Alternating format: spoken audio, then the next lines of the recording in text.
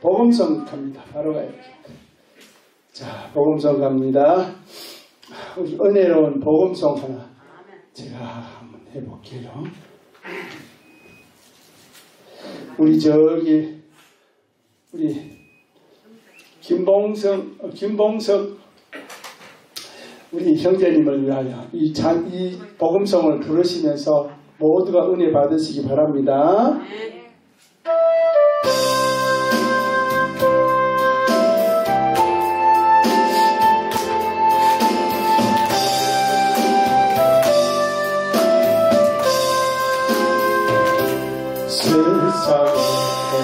세상에서 방황할 때 나 주님을 몰랐네.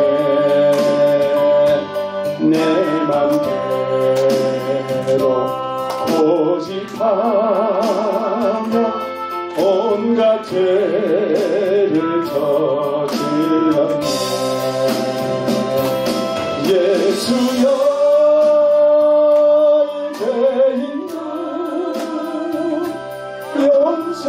용서받을 수 있나요? 원래 마음도 못한 내가 용서받을 수 있나요? 많은 사람 찾아와서 나의 친구가 되려고 평범과 상한 마음 위로받지 못했다오. 예수여 이제는 불살리려고 주소서. 굳이 할 것 없느니모 위로받기 원합니다. 이제 애동함을 예수께서 들으셨네. 못하는 사랑에서 나를 오르막지셨네. 내 주여 이제는 다시 눈물을 흘립니다. 보내주여 나 이제는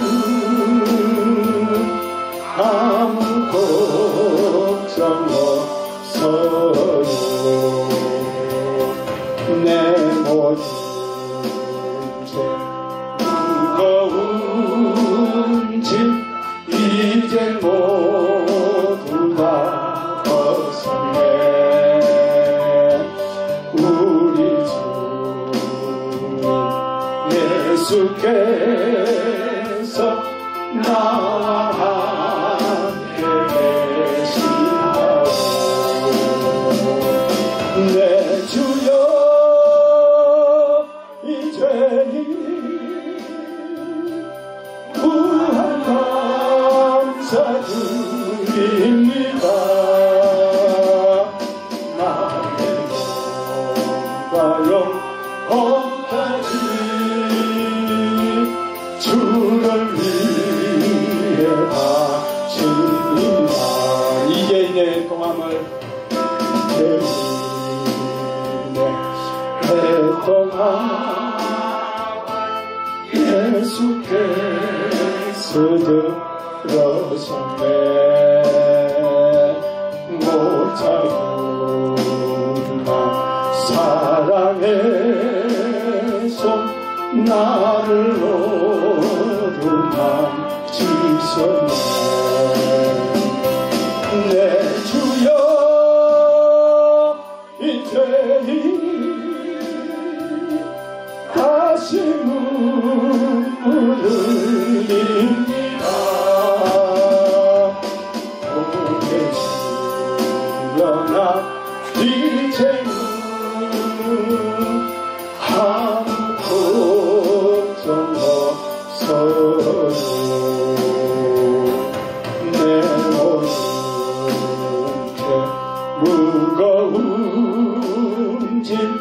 이제 못 가보겠네. 우리 주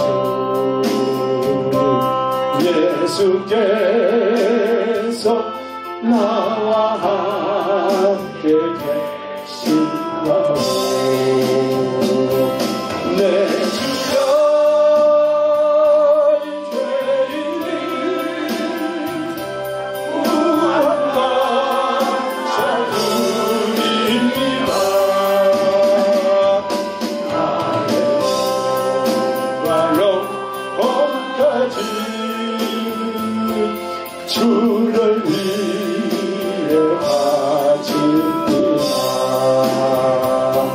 주를 위해 바칩니다. 아멘. 여러분이 이렇게 사시면 하나님은 반드시 우리에게 저 천국의 소망, 저 천국에 가면 여러분이 잘했다 칭찬하실 받을 수 있습니다. 아멘. 자, 또 그래도 또 찬양을 해야 되잖아, 그죠? 네, 찬양합니다. 우리는 늘 방황하고 죄인입니다. 자, 시작합니다. 박수 치고 시작해요.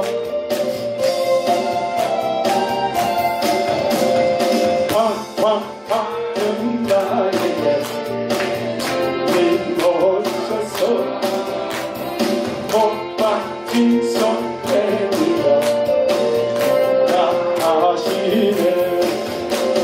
주님을 맞이하는 나의 마음에 성령의 단지가 되어옵니다. 너의 마음이 주님께 열렸느냐 하느라 주님께 모든 영광 전부 드리고 겸손의 자리에 자 있으라. 방황하는 나에게 주님 오셔서 못 박힌 손 내밀어 가시네. 주님을 맞이하는 나의 마음에 성령의 단비가 여옵니다. 너의 마음이 주님께 되었느냐. 이름으로 주 말씀을 뺄 수 있나. 주여 나의 마음이 갈급하오니 성령의 빗속에 젖어듭니다.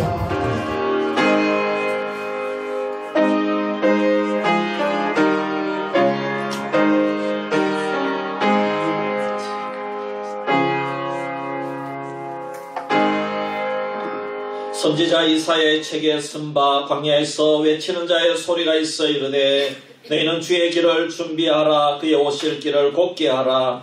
모든 골짜기가 메워지고 모든 산과 작은 산이 낮아지고 굽은 것이 곧아지고 험한 길이 평탄하여질 것이요 모든 육체가 하나님의 구원하심을 보리라 함과 같으니라. 아멘. 할렐루야. 아버지 하나님 은혜와 사랑을 감사합니다.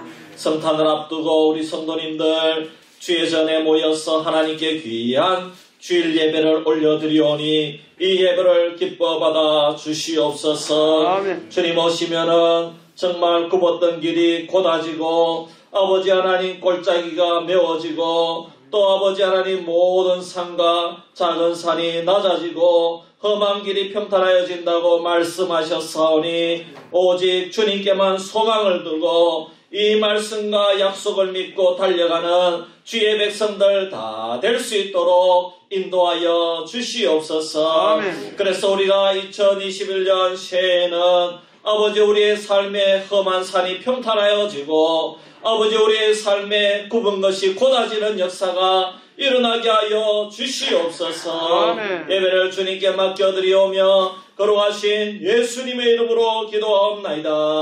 아멘. 우리 80장 찬송드립니다.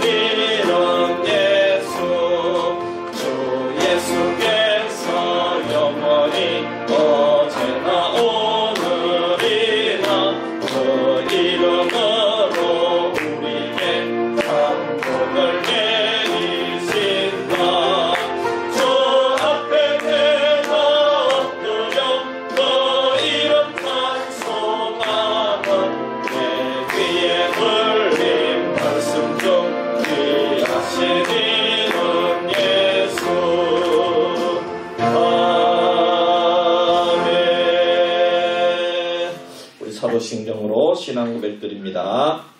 전능하사 천지를 만드신 하나님 아버지를 내가 믿사오며 그 외아들 구주 예수 그리스도를 믿사오니 이는 성령으로 잉태하사 동정녀 마리아에게 나시고 본디오 빌라도에게 고난을 받으사 십자가에 못 박혀 죽으시고 장사한 지 사흘 만에 죽은 자 가운데서 다시 살아나시며 하늘에 오르사 전능하신 하나님 우편에 앉아 계시다가 저로서 산자와 죽은 자를 심판하러 오시리라. 성령을 믿사오며 거룩한 공예와 성도가 설교하는 것과 죄를 사하여 주시는 것과 몸이 다시 사는 것과 영원히 사는 것을 믿사옵나이다. 아멘. 우리 교동문 118번 구주광님 4번입니다. 교동문 118번 우리 함께 교독하겠습니다. 나는 시온의 의가 빛같이 예루살렘의 구원이 햇불같이 나타나도록 시온을 위하여 잠잠하지 아니하며 예루살렘을 위하여 쉬지 아니할 것이니 이방 나라들이 내 공의를 모두 왕이 다 내 영광을 볼 것이요 너는 여호와 입으로 정하실 수 이름으로 일컬음이 될 것이며 너는 또 여호와의 손의 아름다움과 내 하나님의 손의 왕관이 될 것이라. 원하건대 주는 화면을 가르고 강이 마시고 주 앞에서 신들이 정성을 불이 섭을 사라며 불이 물을 끓인같이 하사 주의 원수들이 주의 이름을 알게 하시며 이방 나라들로 주 앞에서 떨게 하옵소서. 주께서 감림하사 우리가 생각하지 못한 두려운 일을 행하시던 그때에 산들이 주 앞에서 진동하여 싸우니 주 외에는 자기를 안망하는 자를 위하여 이런 일을 행한 산을 옛부터 들은 자도 없고 귀로 들은 자도 없고 눈으로 본 자도 없었나이다. 아멘. 김광선 장로님 기도하겠습니다. 기도하시겠습니다.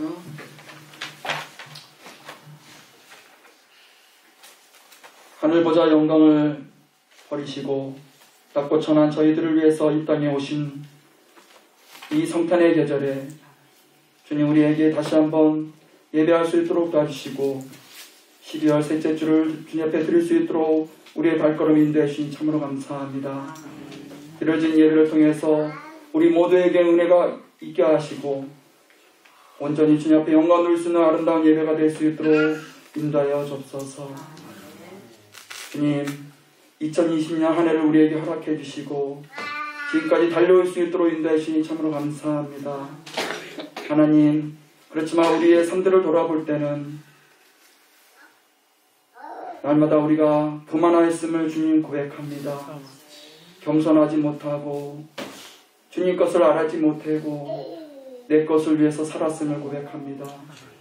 하나님 그 모든 것들 이 시간을 통해서 우리의 죄를 용서해 주시고 십자가의 보혈로서 다시 한번 정결케 하여 주시기를 원합니다. 하나님 코로나19라는 그 전염병 앞에서 많은 사람들이 무너지고 우리 또한 주님을 원망할 때가 얼마나 많았었는지를 다시 한번 고백합니다. 하나님 우리가 기도하지 못하고 바로 서지 못하고 주의 말씀에 순종하여 못하면서 주님을 원망하였습니다.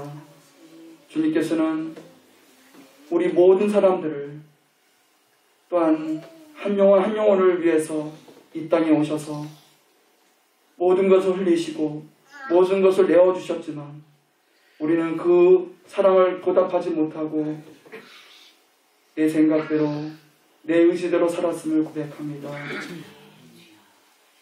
또한 내 길을 가려고 하였음을 고백합니다. 하나님 그 모든 것을 용서해 주시길 원합니다. 올 한 해도 주님 우리 모든 성도님들을 한 분 한 분 지켜주시고 인도해 주심을 참으로 감사합니다. 변함없이 우리 성도님을 사랑하셔서 건강으로 지켜주시고 인도해 주셨으니 참으로 감사합니다. 그 모든 은혜에 우리 모든 성도님들이 감사하게 하시고 이제 새로운 2020년들을 소망을 품고 나아가는 귀한 우리 성도님들이 될 수 있도록 인도하여 주옵소서. 그 소망을 품게 하여 이 자리에 나왔습니다. 하나님 우리에게 다시 한번 주님의 말씀을 통해서 새로운 소망을 갖게 하여 주시옵시고 또한 그 말씀을 붙잡고 또한 힘차게 달려갈 수 있는 우리 모든 성도님들이 될 수 있도록 인도하여 주옵소서. 세상을 바라보지 않게 하시고 오직 저 천국만 바라보고 나갈 수 있는 우리 모든 성도님들이 될 수 있도록 인도하여 주옵소서. 또한 우리 모든 성도님들이 세상을 변화시킬 수 있는 그러한 믿음을 허락하여 주옵소서. 주님 또한 감사합니다. 사랑하는 수비교회를 지금까지도 지켜주시고 인도해 주시옵시며 올 한 해도 변함없이 사랑해 주심을 또한 감사합니다. 아멘. 또한 그 은혜에 또한 감사합니다. 우리에게 풍성함을 더하심을 또한 감사합니다. 하나님 그 모든 것이 주님의 은혜였음을 우리 모두가 고백하게 하시고 다시 한번 우리 수비교회가 힘차게 또한 새로운 2020년, 21년도를 맞이할 수 있는 교회가 될 수 있도록 인도하여 주옵소서. 아직도 이 지역에는 많은 죽어가는 영혼들이 얼마나 많습니까? 우리가 그들에게 우리의 손을 또한 예수님의 그 사랑의 손을 내뻗을 수 있도록 인도하여 주옵소서. 또한 그들을 위해서 기도할 수 있는 우리 수비교회가 될 수 있도록 인도하여 주옵소서. 나만이 잘 먹고 잘 사는 것이 아니라 나만이 천국을 위해서 살아가는 것이 아니라 그 모든 사람들도 천국을 그리하며 천국을 소망을 두고 살아갈 수 있도록 우리의 입술을 벌려서 그들에게 그 사랑의 씨앗을 뿌릴 수 있는 믿음을 우리에게 허락하여 주옵소서. 그래서 2021년도 새해에는 더욱더 우리 교회가 더욱더 풍성할 수 있도록 도와주시옵시며 아름다운 복음의 씨앗을 마음껏 뿌려서 이 자리가 차고 넘칠 수 있도록 인도하여 주시길 원합니다. 아멘. 또한 우리 교회를 통해서 이 지역뿐만 아니라 영양지역 또한 한국지역 또한 모든 세계 민족을 주님 품으로 인도할 수 있는 그런 복된 교회로 성장할 수 있도록 인도하여 주옵소서. 주님, 이 나라의 백성 기억하여 주시기 원합니다. 한치 앞을 내다보지 못하고 코로나19라는 그 전염병 앞에 모든 사람들이 두려워하고 있습니다. 염려하고 있습니다. 하나님, 다시 한번 이 땅을 고쳐주시길 원합니다. 다시 한번 모든 백성들이 주님 앞에 무릎을 꿇기를 원합니다. 회개하고 나아가기를 원합니다. 하나님, 눈물로 주님 앞에 나아가기를 원합니다. 하나님, 그래서 다시 한번 이 백성을 불쌍히 여겨주시고 긍휼히 여겨주셔서 속히 이 코로나19가 우리 가운데서 물러가게 하시고 다시 한번 이 땅 가운데 평안과 안정을 되찾을 수 있도록 인도하여 주시기 원합니다. 또한 기쁨을 되찾을 수 있도록 인도하여 주옵소서. 예수님의 오심을 다시 한번 이 백성들이 기뻐하게 하시고 예수님의 오신 목적을 다시 한번 우리 모두가 깨달을 수 있는 이 백성들이 될 수 있도록 인도하여 주옵소서. 나라의 유정자들을, 대통령으로부터 모든 유정자들을 지켜주시고 인도하여 주옵소서. 그들이 모든 것을 주 앞에 내려놓기를 원합니다. 회개하고 나아가기를 원합니다. 하나님, 바로 서기를 원합니다. 하나님, 국민을 바라볼 수 있도록 인도하여 주옵소서. 그들이 기도하며 주님 앞에 아뢰며 나아가기를 원합니다. 그럼을 통해서 이 땅의 모든 정치가 안정될 수 있도록 도와주시고 경제가 안정될 수 있도록 도와주시며 사회문화 모든 부분들이 안정될 수 있도록 인도하여 주옵소서. 그래서 이 나라 이 백성이 다시금 선교의 나라로서 세계에 우뚝 서 나가는 아름다운 민족이 될 수 있도록 인도하여 주옵소서. 주님, 또한 이 한 시간에 세계 열방 가운데 나가 주의 복음을 전하는 선교사님들을 위해서 기도하고자 합니다. 하나님, 올 한 해도 많은 선교사님들이 열방의 나라에 가서 복음을 전하는데 많은 어려움이 있었습니다. 때론 뜨거운 여름을 보내고 때로는 추운 겨울을 보내면서 많은 어려움들도 있습니다. 하나님, 선교사님들 한 분 한 분 주님께서 붙잡아 주셔서 올 한 해도 지켜주셨던 것처럼 2021년 한 해도 주님께서 지켜주시옵시고 그들이 뿌리는 그 씨앗, 복음의 씨앗을 통해서 놀라운 주의 역사가 일어나게 하시옵시며 세계 열방의 모든 민족들이 주께로 돌아오는 역사가 있게 하여 주옵소서. 주님, 물질로서 어려움 당하지 않게 하시고 모든 우리의 한국 백성들이 한국 교회가 더욱더 선교를 위해서 물심양면으로 선교사님들을 도울 수 있는 우리 모든 한국교회와 선교사님들이 될 수 있도록 인도하여 주옵소서. 주님, 또한 감사합니다. 오늘도 우리 모든 성도들을 위해서 단위에 세우신 귀한 목사님 올 한 해도 지켜주심을 또한 감사합니다. 날마다 이 강단에서 교회를 위해서 기도하시며 성도님들 한 분 한 분을 위해서 눈물로 기도하시는 가운데 있습니다. 하나님, 그 기도를 응답하여 주시고 또한 사랑하는 귀한 목사님이 이 강단에서 말씀이 선포되어질 때 그 말씀을 듣고 모든 성도들이 변화되는 삶을 살아가게 하시고 믿음 가운데 승리하는 삶을 살게 해 주시옵시며 그 말씀을 듣는 것으로 그치지 않게 하시고 모든 이웃들에게 전할 수 있는 그러한 믿음을 허락하여 주옵소서. 오늘도 귀한 목사님 성령의 충만함을 인도하여 주시옵시며 성령의 두루마기를 입혀주셔서 이 시간 선포되어지는 말씀을 통해서 우리 모두가 은혜받게 하시고 또한 그 말씀 속에서 병든 자가 치유받게 하시옵시며 마음에 상처받은 자가 위로받게 하시옵시고 새로운 능력받아 또한 힘있게 한 주를 승리하는 삶을 살아가는 우리 모든 성도님들이 될 수 있도록 인도하여 주옵소서. 주님, 또한 이 한 시간에도 예배를 드리고 싶지만 몸이 불편하여서 또한 어려운 가정의 형편으로 인하여서 나오지 못한 자들이 있습니까? 그들을 위로하여 주시옵시고 그들이 있는 곳에서 예배하며 경배할 수 있도록 도와주시옵시고 동일한 은혜와 넘치는 신령한 은혜가 그 가정 가운데 임할 수 있도록 인도하여 주옵소서. 주를 예배하는 첫 시간이 마치는 시간까지도 우리 주님께서 함께 좀 있사옵고 이 모든 말씀 우리를 죄악 가운데서 구원해 주신 예수님의 이름으로 기도합니다. 아멘.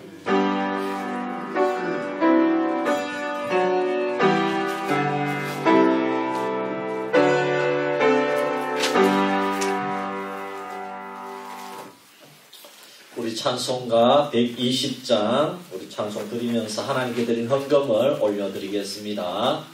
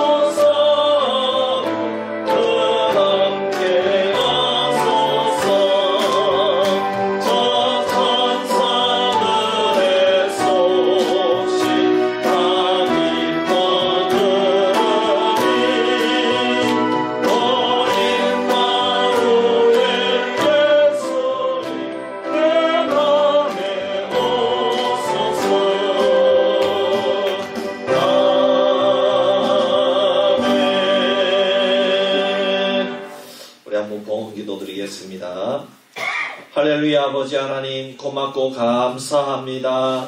오늘도 하나님 주의 백성들이 주의 전에 올라와서 하나님께 귀한 예물 올려드렸습니다. 하나님 이 예물을 기뻐 받아 주시옵소서. 감사헌금 11조 구제헌금 성경금으로 드렸습니다. 주님 기뻐 받아 주시옵소서. 특별히 오늘 이 자리에 정말 힘든 가운데 코로나로 인해서 또는 질병과 싸우는 우리 성도님들, 가족들 중에 투병 생활하는 성도님들, 우리 자녀들 중에 어려운 가운데 있는 성도님들이 올라왔습니다. 하나님께서 이분들의 예배를 기뻐 받아주시고 그 기도 제목을 응답하여 주시옵소서. 또 이 자리에 못 나왔지만은 하나님께서 우리 가정에 있는 성도님들, 시설에 있는 성도님들, 요양원에 있는 성도님들, 또 자녀에게 있는 성도님들, 투병생활하는 성도님들, 아버지 믿음으로 승리할 수 있도록 주여 인도하여 주시옵소서. 주님 마음을 치료하여 주시고 고혈압과 고지혈증과 당뇨와 통풍과 치매를 치료하여 주시옵소서. 아버지 하나님, 사랑하는 배우자와 자녀들 사위의 질병을 치료하여 주시옵소서. 특별히 자녀손들의 가정을 지켜주시고 경제적인 어려움을 당하지 않도록 도와주시고 힘든 일이 생길 때 주님을 바라보고 이겨낼 수 있는 은혜도 허락하여 주시옵소서. 우리를 구원하시기 위해서 인간의 몸을 입고 이 땅에 오신 주님을 생각하면서 이겨낼 수 있도록 주여 역사하여 주시옵소서. 하나님, 교회를 위해서 헌신하는 분들이 있습니다. 아버지 하나님, 청소로 또 순서로, 아버지 하나님 또 기도로 타종으로, 아버지 하나님 알게 모르게 섬기는 손길들을 주님께서 기억하여 주시고, 아버지 이 모든 섬김의 손길 속에 하나님의 나라를 이루어감을 기억하고, 아버지 우리가 최선을 다해서 섬길 때에 하나님께서 저들의 미래와 자녀손들과 직장과 사업까지 복내려 주시옵소서. 하나님, 특별히 우리 수비지역을 불쌍히 여겨주시옵소서. 이곳에 복음의 역사가 일어나게 하시고 전도의 문이 열려질 수 있도록 도와주시옵소서. 이 지역을 코로나로부터 지켜주시고 또 우리 이 지역을 위해서 우리가 애쓰고 섬길 때에 놀라운 역사가 일어나게 하여 주시옵소서. 감사드리며 거룩하신 예수님의 이름으로 기도하옵나이다. 아멘.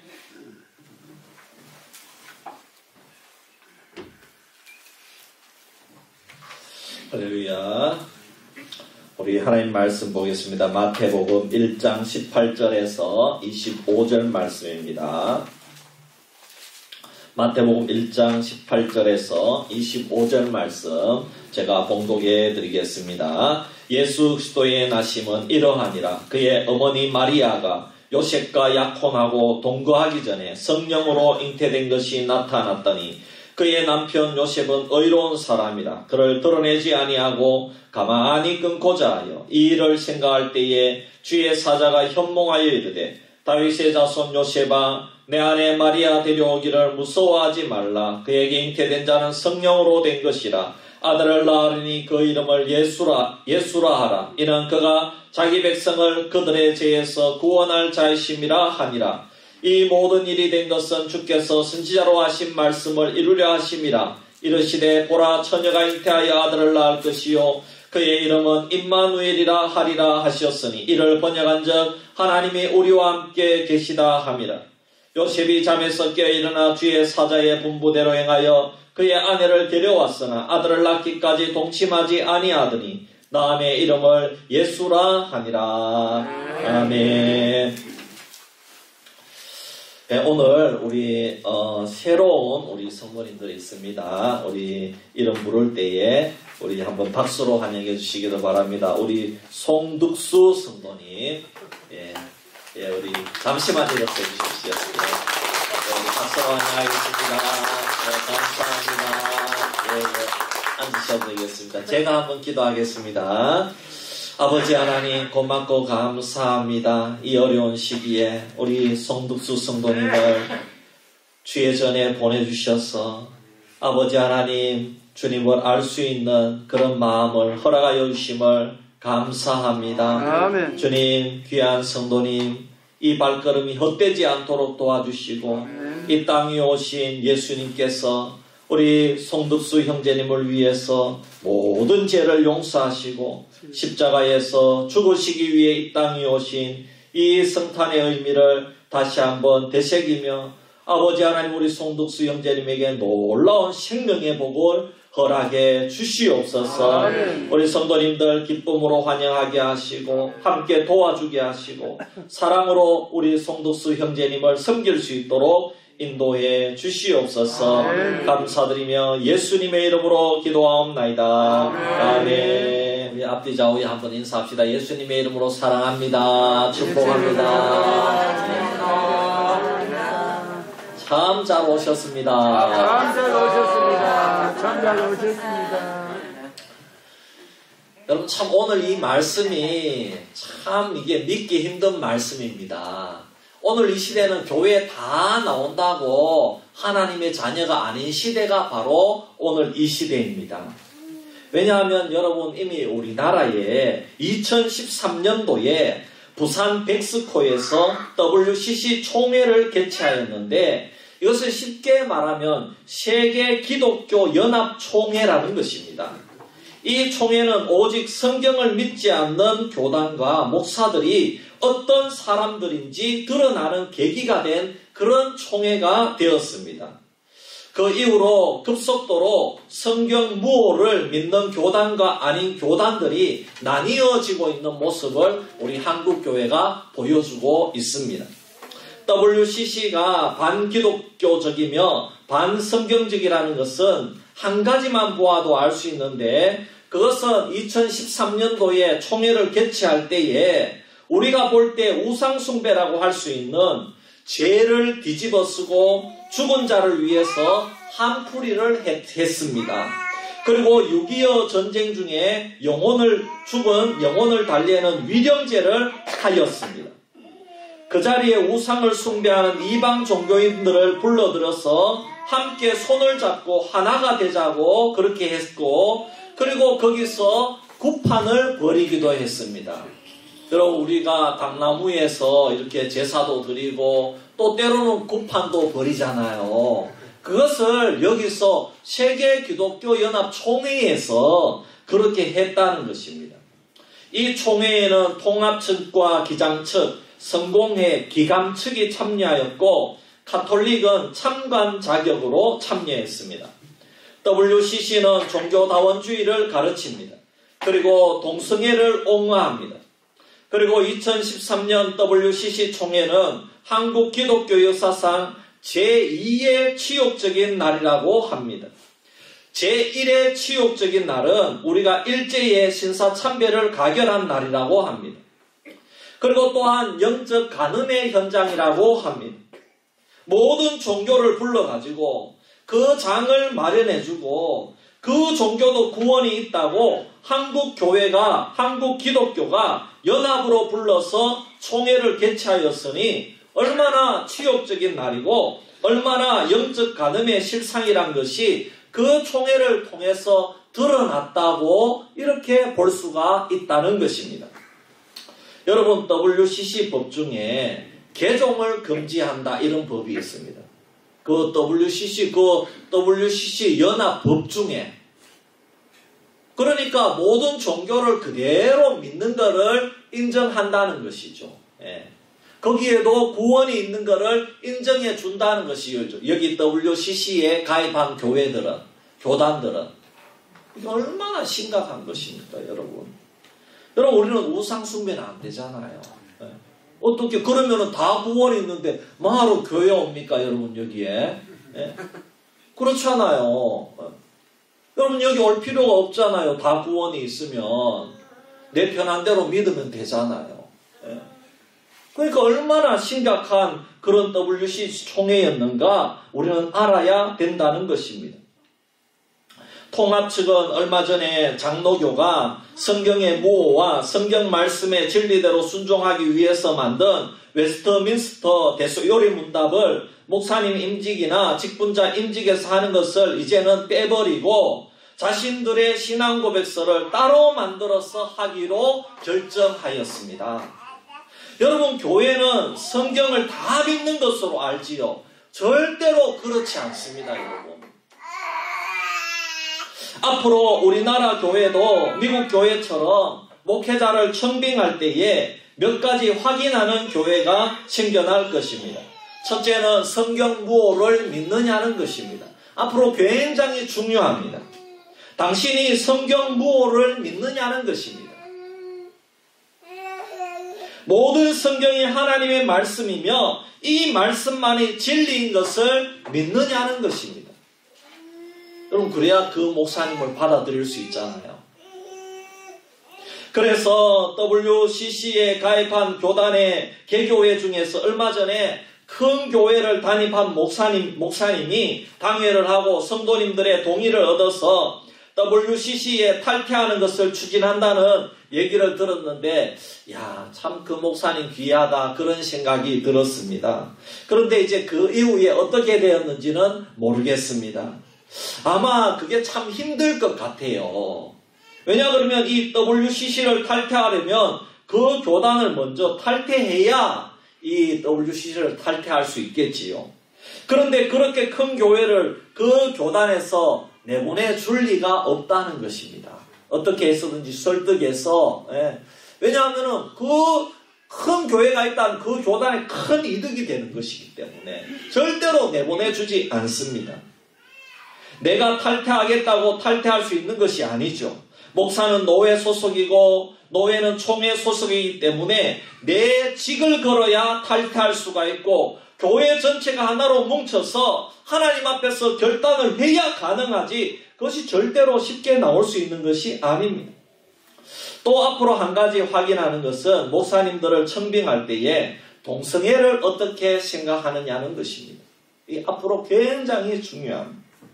지금은 이제 대놓고 동의를 못하지. 그런데 한 10여 년만 지나가면 이제 앞에서 WCC 가입한 교단들은 아마 거의 다 동성애를 찬성할 수밖에 없는 그런 환경이 될 것 같습니다. 앞으로는 아마 우리 교단이 사회로부터 많은 핍박을 받을 것입니다. 그러나 여러분, 우리는 성경 무호를 믿습니다. 할렐루야. 성경 말씀을 그대로 믿는다는 것입니다. 그리고 오늘 본문 중에 그 성경 말씀을 그대로 믿는 것 중에 한 가지를 소개하는데, 여러분 이것이 성탄절 중에 아주 중요한 진리가 예수님께서 동정녀의 몸에서 탄생하셨다는 것입니다. 처녀의 몸에서 탄생하셨다는 것입니다. 예수님이 어떻게 태어났느냐? 처녀의 몸에서, 즉 남자와 여자가 만나서 예수님이 생긴 것이 아니라고 분명하게 말씀하고 있습니다. 성령으로 잉태되었다는 것은 하나님의 능력으로 그 아기가 잉태된 것이고 태어난 것이지 남자와 여자의 관계로 예수님이 태어난 것이 절대로 아니라는 것입니다. 여러분 믿으시기를 바랍니다. 예수님의 동정녀 탄생을 믿어야 제대로 된 믿음입니다. 성경은 무오하며 이 성경을 기록한 마태는 이 부분을 정확하게 변증을 하고 싶었던 것입니다. 이것이 너무나도 중요하기 때문입니다. 여러분 그런데 이것을 믿기 쉬워요? 믿기 어려워요? 믿기가 어려운 문제죠. 왜 어렵습니까? 이 세상에서 여러분 자녀들을 낳을 때 다 배우자하고 부부관계를 하고 자녀를 낳았지 안 하고 낳으면은 또 그 부모를 모르면은 사생아라고 합니다. 안 하고 낳은 사생아가 있으면 그것은 부부관계를 하지 않았지만은 그러나 배우자 외에 어떤 다른 내가 모르는 어떤 다른 사람하고 관계를 했다는 것이죠. 그렇잖아요. 제가 대신방을 해보니까 우리 교회에 참 많은 자녀들을 낳아서 어렵게 키워서 출가를 시켰더라고요. 얼마나 귀한 자녀들입니까? 다 부부가 낳아서 어렵게 키워서 장가도 보내고 시집도 보내서 참 추석이 되고 설날이 되면 다 찾아와서 인사도 드리고 선물도 가지고 오고 용돈도 주고 그래서 얼마나 참 우리 성도님들이 행복한지 몰라요. 너무너무 귀합니다. 그런데 여러분 우리 권사님 중에 어떤 분은 19에 시집도 오고 심지어 17살에 시집 온 권사님 집사님들도 계시더라고요. 어떤 분은 가마를 좀 오래 타고 싶은데 그 동네가 바로 위 동네에 가가지고 그래가지고 거기서 참 이렇게 가마를 타고 시집을 오는데 조금만 오니까 내리라 하더라고요. 왜냐 그러면은 너무너무 신랑집이 가까워가지고 좀 멀리서 이렇게 타고 오면 재미도 있을 거고 그런데 야 나는 참 이 수비에 오니까 야 정말 여기는 옛날 조선시대처럼 그렇게 시집 온 분들이 많구나. 야 참 대단하다. 이런 거를 제가 느꼈습니다. 그런데 그 17이나 19에 시집을 왔는데 야 이제 참 신랑하고 이렇게 만나서 이렇게 하려고 그러는데 짝짝꿍하고 사랑을 하려고 그러는데 이미 배가 불러왔는 거야. 만난 적도 없는데. 그러면 그 신랑이 기분이 좋아요 나빠요? 아 기분이 나쁘죠. 이런 일은 일어나서는 안 되는 일이죠. 여러분 그렇잖아요. 아니 이거는 뱃속에 이미 남의 알을 가지고 왔으니까 이거는 정말 기절초풍할 일이지요. 이거는 예절도 아니고 이 혼사는 처음부터 진행되지 않았어야 될 그런 혼사라는 거죠. 가마 타고 오면 안 된다는 거죠. 그렇잖아요. 배가 이미 불러 있는데. 그러면 누가 좋아하겠습니까? 그런데 본문에 요셉이 이런 일을 당했어요.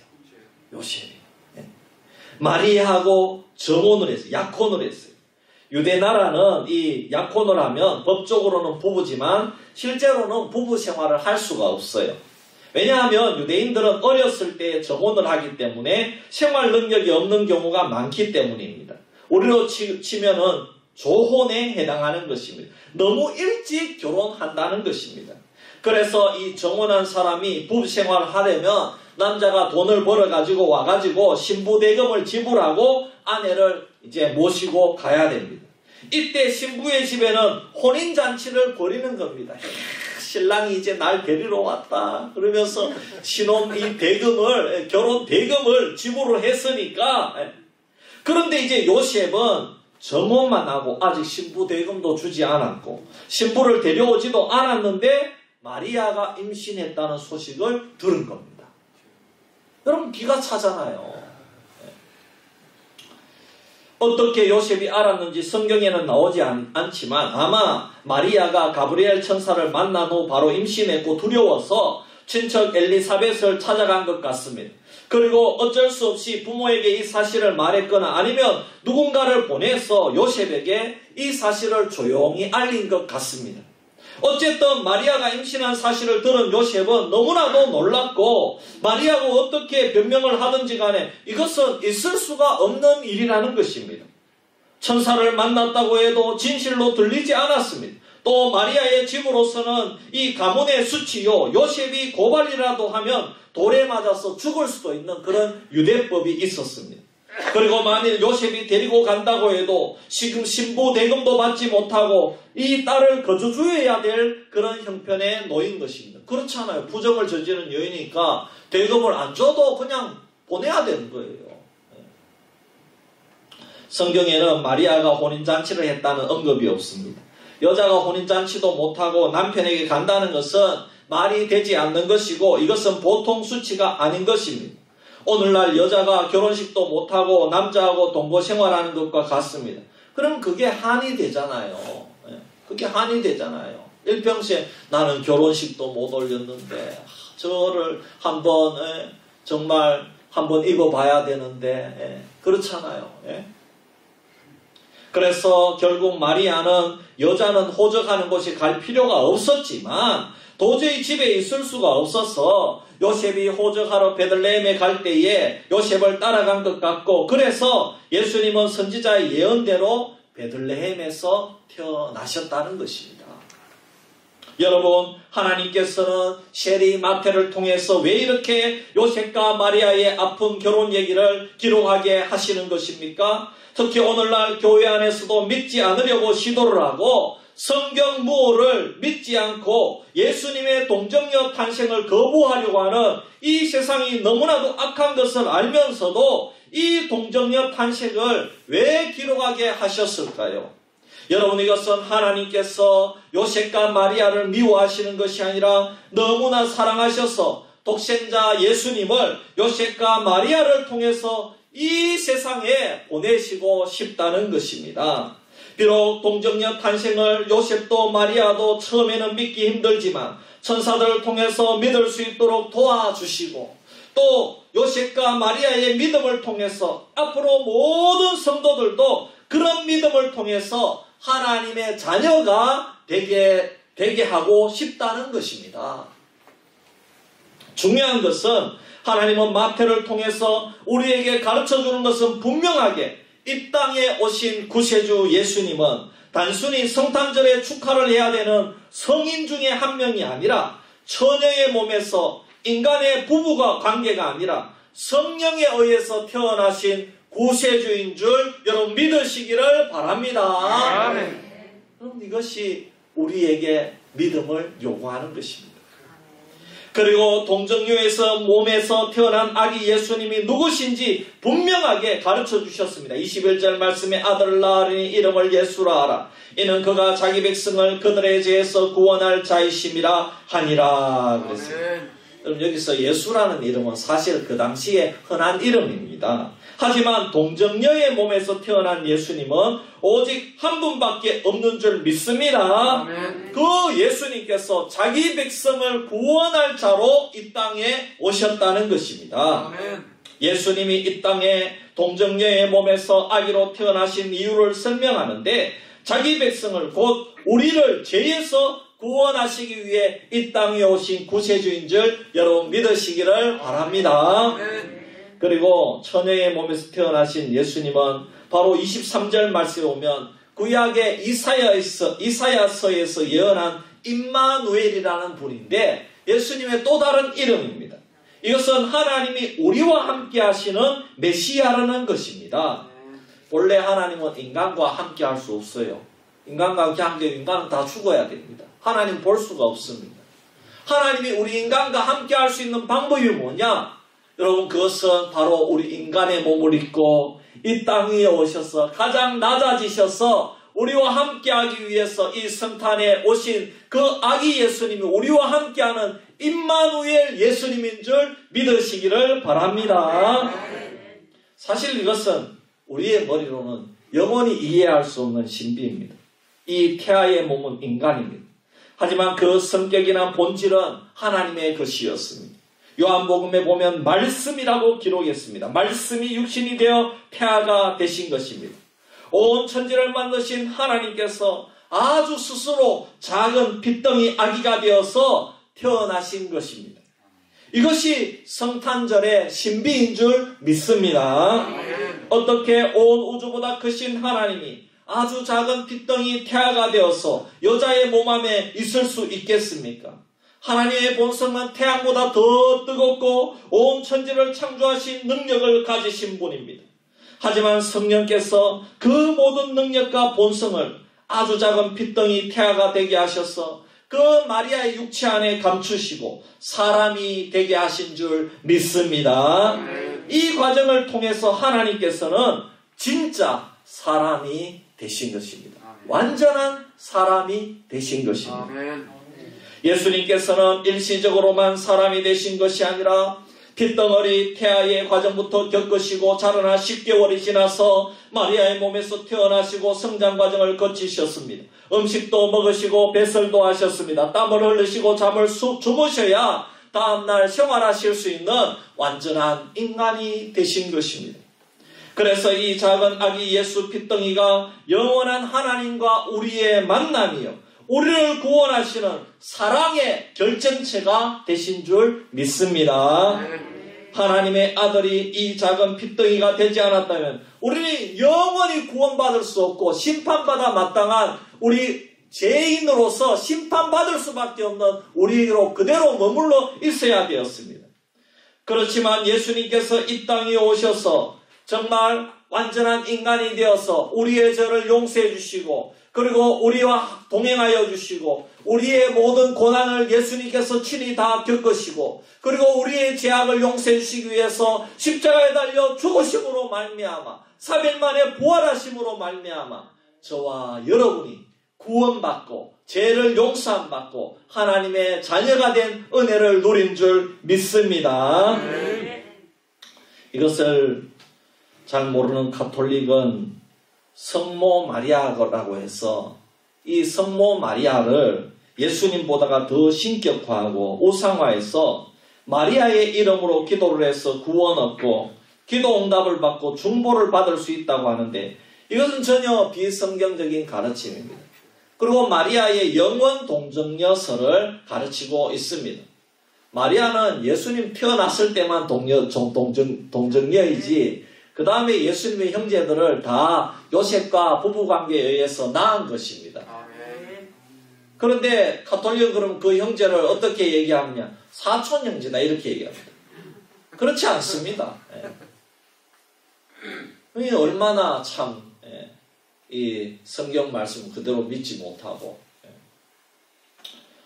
사랑하는 성도 여러분, 사람들은 하나님의 아들이 이 세상에 오셨다고 하면 왜 하나님의 아들이 굳이 이 세상에 인간으로 와야 하는가? 이상하다고 생각합니다.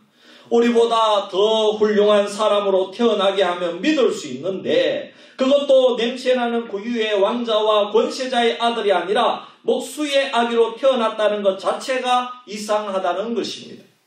그러나 예수님은 우리가 이 세상에서 좀 더 행복하게 살도록 하기 위해서, 좀 더 부유하게 살도록 하기 위해서 이 세상에 오신 것이 아닙니다.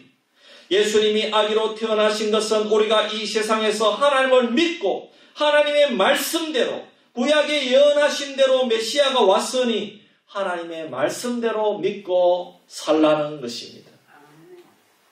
예수님의 동정녀 탄생과 예수님의 하나님이 아기가 되어서 태어나신 이 놀라운 사실을 믿으면은 그 사람은 정말 하나님의 자녀라는 것입니다. 믿음이 되는 겁니다.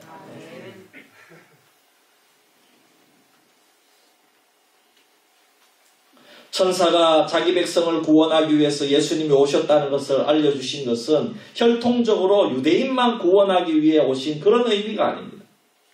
유대인들은 아브라함의 자손들, 즉 유대인들만 구원받는다고 오해를 했습니다. 그래서 이방인들은 개 취급을 했습니다. 개, 돼지 취급을 했습니다. 그러나 자기 백성을 구원한다는 뜻은 오직 누구든지 예수님을 믿기만 하면 유대인이 아니라 할지라도 흑인이나 황인이어도 집이 부유하지 못해도 하나님의 말씀대로 예수님을 나의 구주로 믿기만 하면 구원을 얻는다는 것입니다. 할렐루야. 네. 얼마나 귀합니까? 이 수비에 정말 나이가 80이 되고 90이 넘은 내가 믿어도 구원을 얻을 수 있나요? 얻을 수 있습니다. 우리는 비록 부족하고 연약해도 여러분 이 성탄절에 오신 예수님을 믿기만 하면 구원을 얻는 줄 믿습니다. 그런데 여러분 제일 믿기 힘든 사람이 요셉이었습니다. 그래서 가만히 마리아와의 정혼을 끊으려고 했습니다. 그렇잖아요. 심각하잖아요 지금. 이걸 어떻게 계속 결혼을 진행시킬 수 있겠어요. 그러나 요셉은 화가 나가지고 고소를 하거나 해서 그 돌팔매질해서 마리아를 죽일 수도 있었지만 그렇게 하지 않았습니다.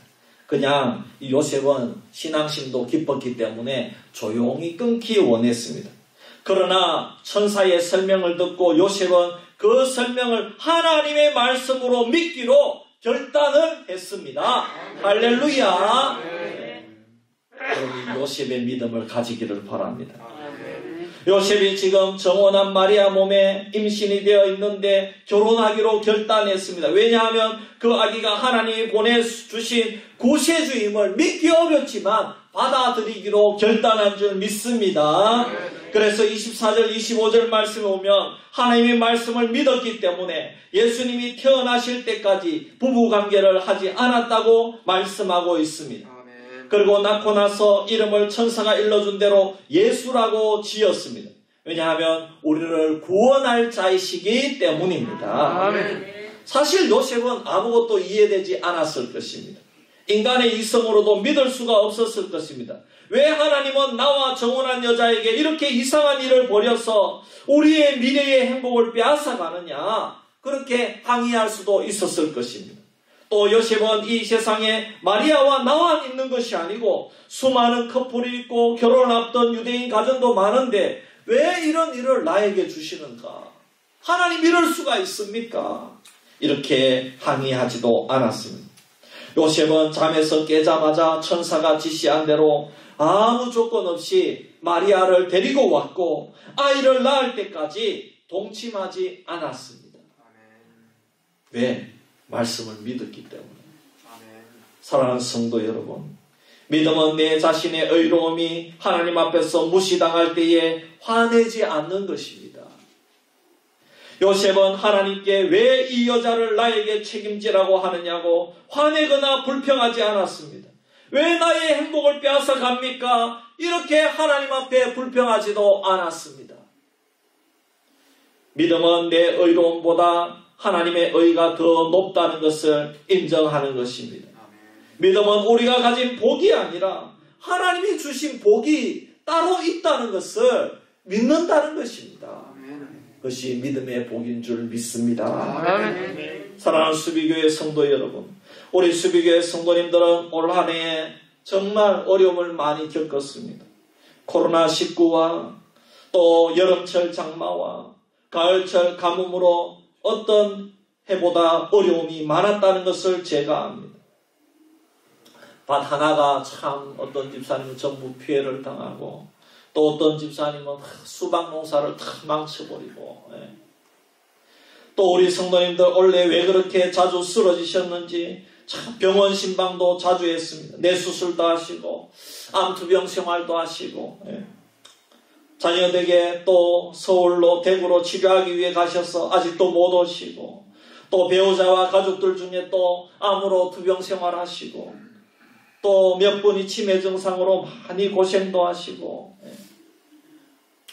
제가 치매를 조사해 보니까 이 알츠하이머하고 다르더라고요. 치매는 더 늘 포괄적으로 이렇게 하고, 알츠하이머는 그 가운데 있는 뭐 굉장히 작은 요인이더라고요. 그 부분을 차지하고 있더라고요. 근데 우리 성도님들 이런 어려움을 당하고 있어요. 여러분 기도하시기를 바랍니다.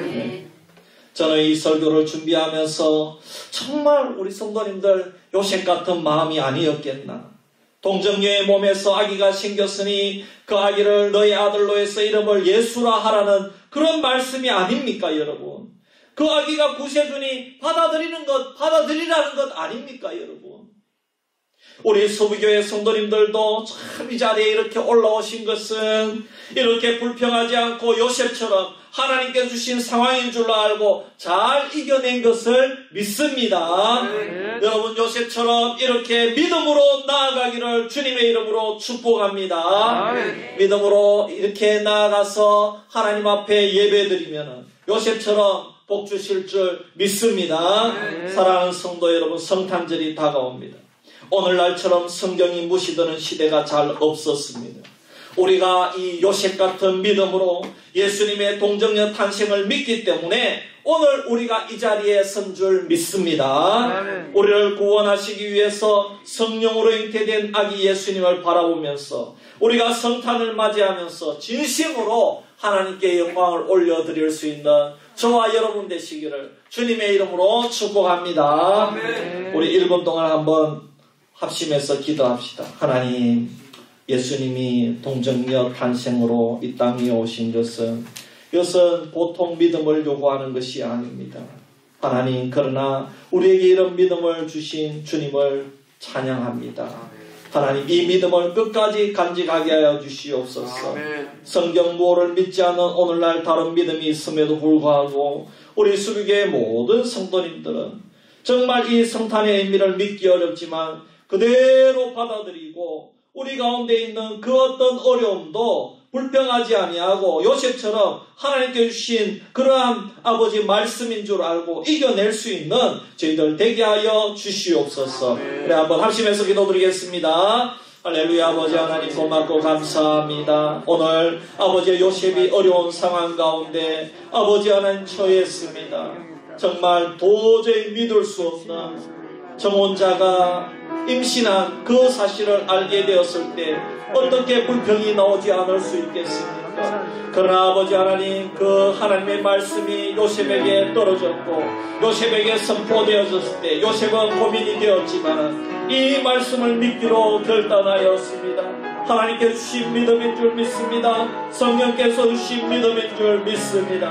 하나님 아버지, 오늘 우리도 이 험악한 세상 속에서 믿음을 버리라고 하는 아버지의 수많은 사탄의 권세에도 불구하고 아버지 오늘 해에도 믿음을 지켰사오니 아버지 하나님, 우리의 믿음이 변치 않도록 도와주시고 요셉처럼 아버지 하나님 이 험악한 세상 속에서 믿음으로 결단하고 받아들이고 힘들고 어려운 환경 속에서도 주님을 잃어버리지 않는 우리의 수비교의 모든 성도들 되어서 아버지 하나님 믿음으로 세상을 이기고 아버지 요셉처럼 정말 아버지 구세주를 이 세상에 보내는 그런 아름다운 축복의 통로의 복을 차지하는 아버지 하나님, 우리 모든 수비교회 성도들이 되어서 아버지 우리를 통하여 이 수비지역과 영향을 변화시키는 놀라운 역사가 일어나게 하여 주시옵소서. 하나님 아버지 고맙고 감사합니다. 아버지 하나님, 오늘 우리는 너무나도 도전적인 시대에 살고 있습니다.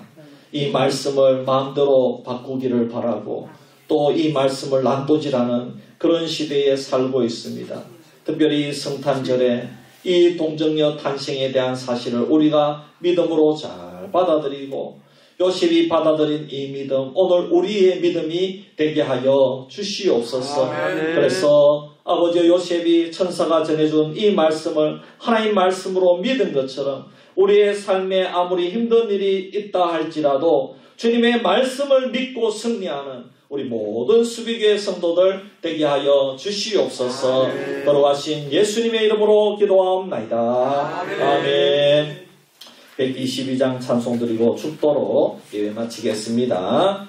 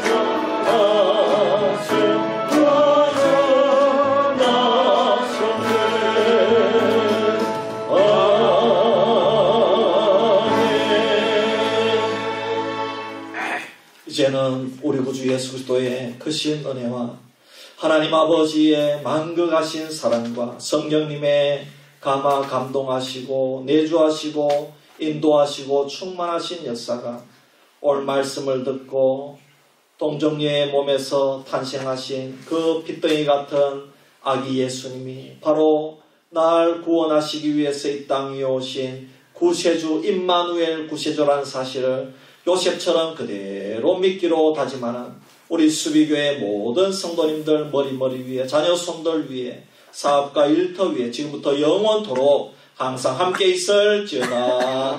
아멘.